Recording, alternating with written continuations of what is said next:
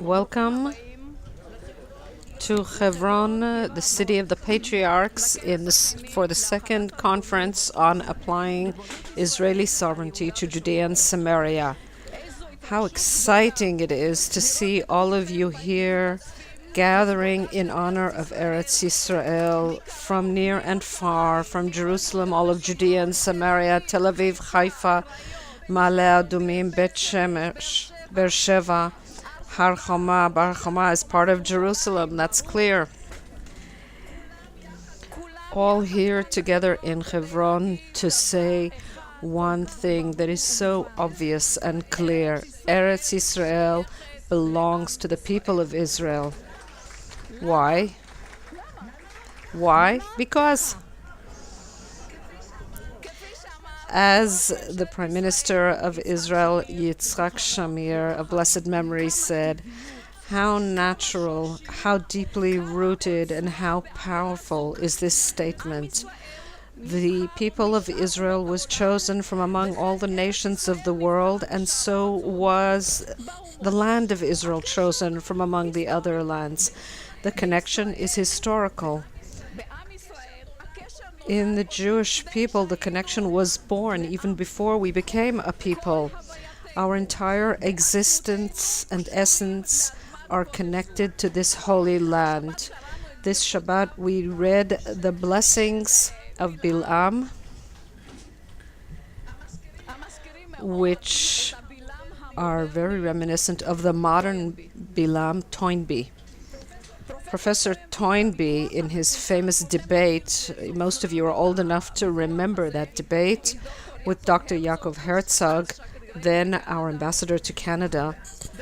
And Toynbee, a week after the debate, was forced to admit the land of Israel apparently has a magical effect on this human spirit, because if they live in it, never again can their feelings be disconnected from it.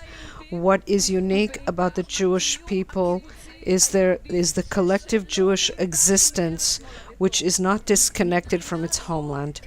From this respect, the Jewish people different from all other people who have been uprooted and exiled. Every cutting into the land of Israel causes great pain, and I don't need to explain that to this wonderful audience. The time has come to stop putting out fires. Enough putting out fires. In Givat HaUlpana, in Amona, Migron, Givat Asaf, and in Netzer, in Bet HaShalom, Bet Machpela, Givat HaYovel, Charasha.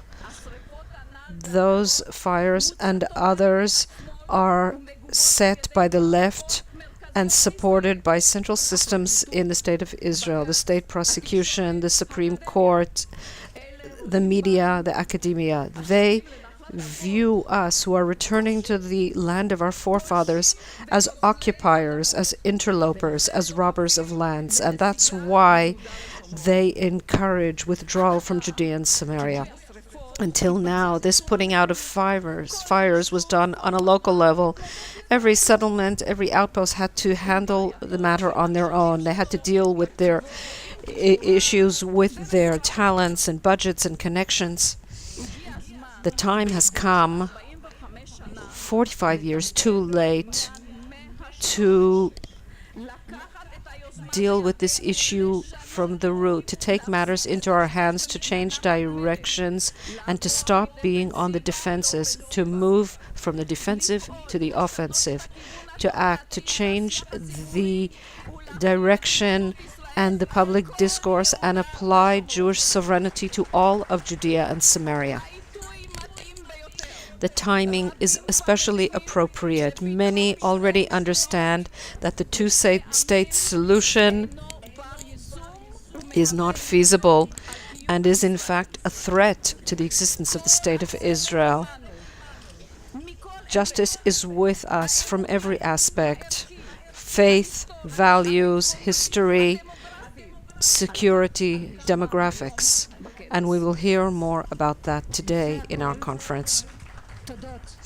Before everything else, thanks. Thanks to the people who made this conference possible. Thank you to Sabina Citron from Just Peace for Israel for her support in the Knesset, and her articles can be read every week in the Jerusalem Post. Thank you to Yehudit Katsover, the mayor of Kiryat Arba, Hebron. Thank you to all the members and supporters of Women in Green.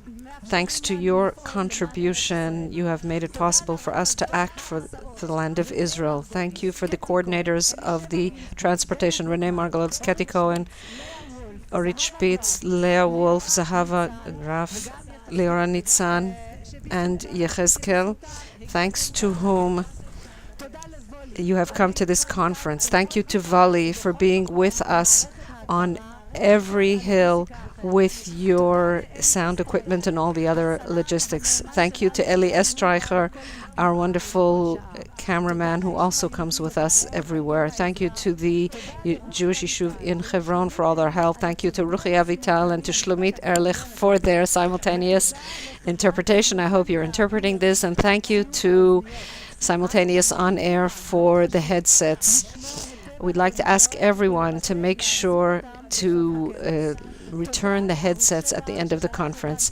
Thank you to Arutz Sheva, who sent a correspondent here, and this conference will be uploaded to their website too. And thank you to Arutz Sheva, Rabbanit Malamed, and all the reporters in English and Hebrew, Rachel Silvetsky, for publishing our activities all year round. Thank you to Galei Yisrael, who are recording this, and this evening between 7 and 9 it will be broadcast on Galei Israel. Thank you to Shmuel Mushnik, who his pictures are exhibited here in the visitor center. All the pictures here are for sale.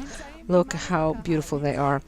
We have with us in the audience Mr. Kurt Rothschild, the head of the World Mizrahi. Welcome, we're very excited to have you here. And also Mr. Sally Sachs, also of the World Mizrahi movement. And Rabbi Eliyahu Aviad of Tarbut Toranit, welcome. Rabbi Waldman, welcome to you. And now we will hear greetings from Knesset members Ze'ev Elkin, Geula Cohen, and Knesset member Miri Regev.